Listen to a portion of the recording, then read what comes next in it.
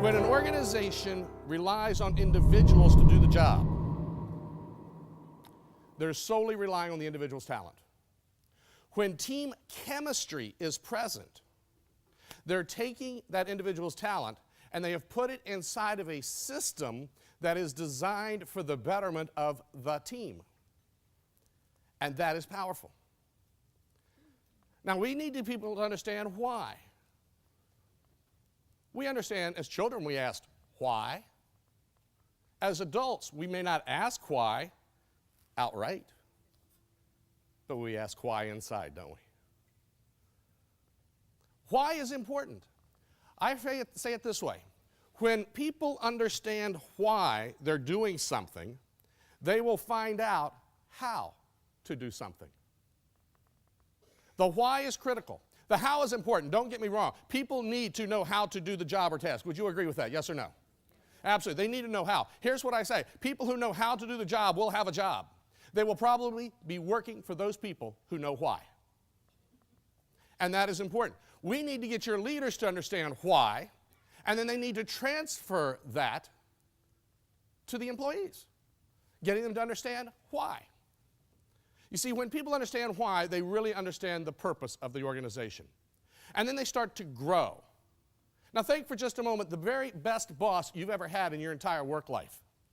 If that boss were to call you up and offer you a job today, most of you would probably go with that person because they helped you grow. See, growing creates loyalty. Patty and I started working in the mortgage banking industry, and that's my primary background. Radio and television was something I did for fun in the WTOP traffic center. Skyhawk 630, WMAL. In the total traffic network. Oldies 100 time saver traffic. And for those of you who've been in the area long enough, you might remember 99.5 WGAY. I did the traffic for all of those stations, and I did it for fun. Mortgage banking was where my love was. And that's what paid the bills. That's important. Patty and I started work in 1983, June 1983, the same day. I had 5 years of real estate background under my belt. She came in with a background of college. She graduated on a Tuesday, started work on a Wednesday. We helped each other grow. She helped me understand things in the detail side of the business that I didn't know. I helped her understand the global part of the business, and that's important. 18 months into our job, I was recruited away. And as I went in to hand my letter of resignation to my boss that particular day, I looked at Patty and I said, let me talk to you for a minute. You see, I felt a loyalty to her to bring her and tell her before I even told the boss. She came in, we sat down. I told her, I said, I am leaving the organization. Her first words were, can I go with you? That was the first of 4 job changes Patty made with me. If the organization helps you grow, the commitment is to the organization. If the leader helps you grow, the commitment is to the leader. Growth is powerful. How do you help people grow? Boston Globe said it in an article last month. They said, training is the new currency for employee development. Training is the new currency. You've got to have training. And not just a training day, you need a training program of ongoing ways to attack your situation. That is so powerful. When I come into your organization, folks, I will help people understand how and why to do what they need to do to be a team. How and why to do the leadership things that they're doing. And one of the creative things they can do is to value people. Let me give you a few tips that you can write down about how to value people, because let's face it, folks, people are the essence of our organization today. Would you agree with that?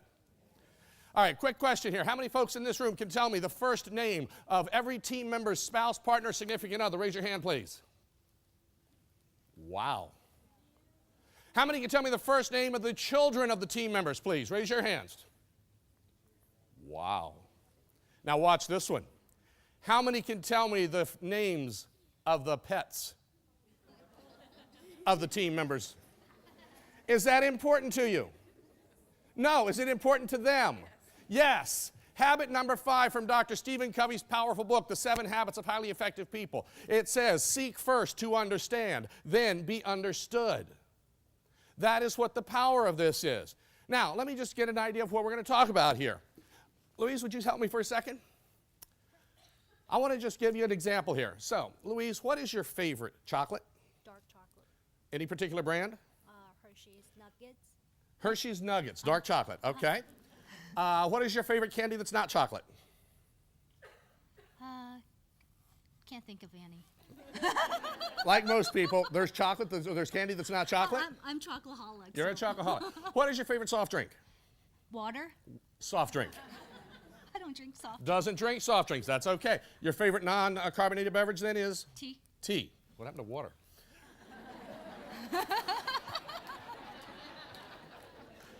All right. What's your favorite fast food restaurant? I don't eat that. Don't eat fast. What's your favorite casual dining? Local Asian restaurant. Okay, a local Asian restaurant where you live or where you work. Ellicott City. Ellicott City. Okay, so that's something up there close to you. How about this? What is your favorite flower? I'm allergic to flowers. Wow. All right. The gentlemen in the room love this. You have a plant that you like? Plant? Yes. Any kind of a particular plant. Since you're allergic to flowers. Aloe. Aloe.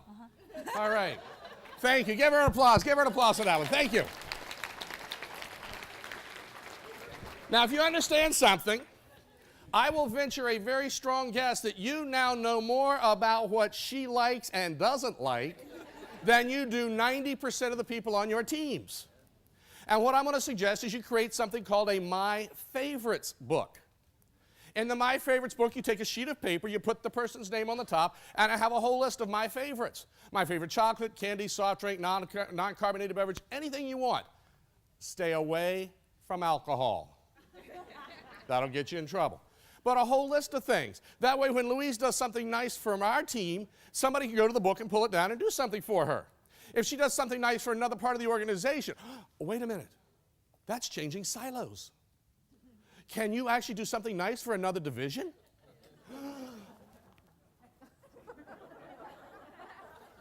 Somebody from that silo can come over and pull down the My Favorites book and then go get her some nice dark chocolates. As opposed to giving her a milk chocolate almond joy bar, which has coconut, and she may not like that. Very simple thought process. The My Favorites book is powerful. How about this one? How about an e-card from Hallmark? How many have ever sent an e-card from Hallmark? You know what I like best about the Hallmark cards? They're free. They're free. Send a card to thank them. I mean, I'm going to pick on you. What's your first name, sir? Is it Alex here? Alex, if we worked on a project for about 6 months and we got to know each other a little bit and we didn't really know each other on a regular basis prior, and I sent you an e-card afterwards and said, hey, Alex, thanks for a great job. I appreciate your efforts. You're a great asset to your team. 2 or 3 days later, we pass each other in the hallway or coming in the parking lot. Are you likely to walk up to me and say, hey, Greg, thanks for the card, and give me a hug? He'd give me a high five, he says, but he would not give me a hug. You see, folks, there is what I got from Coach Joe Gillum years ago is the power of intrinsic motivation and extrinsic motivation. They're both very strong. Intrinsic motivators hit the heart, mind, and soul. That's the power. Now, Shirlene was a processor in her office. She was a good processor. She was not a great processor. Situation was very simple. November is the most difficult time of the month, or the year for us in the mortgage business. It's a short month. We were closed Thursday and Friday of Thanksgiving week. Monday and Tuesday was the 29th and 30th. We still had a ton of work to do. I was in the office that Monday morning by 6. Staff members started coming in about 7:30. About 3 p.m., my operations manager, Debbie, comes to me and says, Greg, what do we do for Shirlene? I said, what? Her birthday's not until March. I knew their birthdays, folks. She says, no. She said, her daughter, Danielle, is in her school play tonight.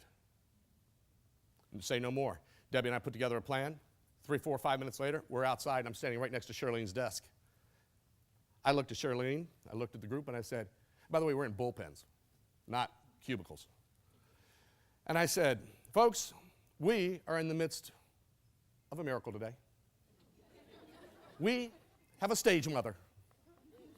And I said, Shirlene's daughter, Danielle, is in her school play tonight, and I need to let her get out of here early today. So can you pick up this? Can you do this? Can you do that? See, we had the community spirit. They pulled together. They did it. They were ready to do it. Charlene looked at me and says, Greg, I'm not going.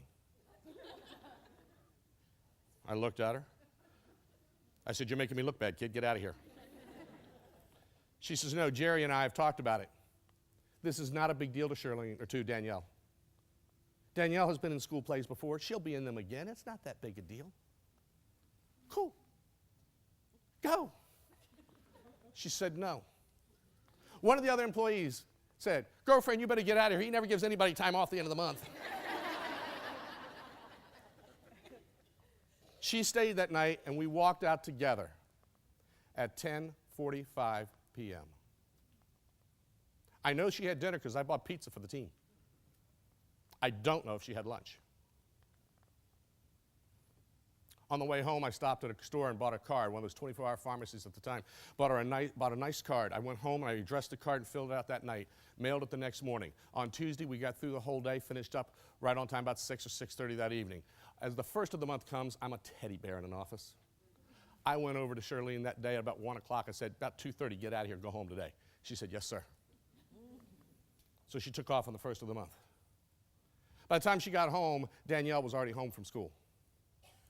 And Danielle comes running down the hall and goes, Mommy, Mommy, I got a card from your boss.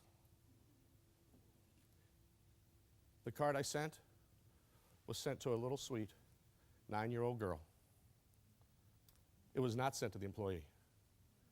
I sent a card to Danielle and it says, Dear Danielle, thanks for sharing your mommy with us.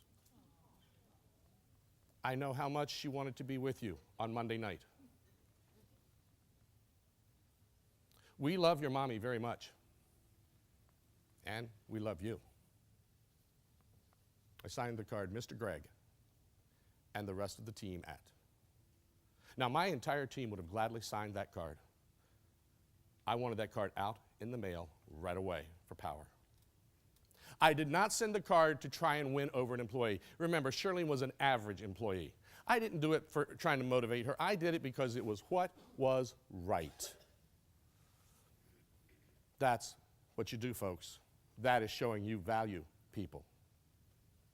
By the way, in the next 90 days, Charlene's number of submissions up 30%, first-time approval up 30%, and number of errors and first-time correction problems were down nearly 20%. She became one of the best processors. I lost her a few years later when her husband took a job and relocated. One of the best processors I ever had. Folks, when you have that opportunity, send a note home to somebody else. That shows they value. Send a note home to the children. Send a note home to the spouse, especially if you've got people doing overtime, working long hours. Send a note home to the spouse. At least they'll know the spouse was really working.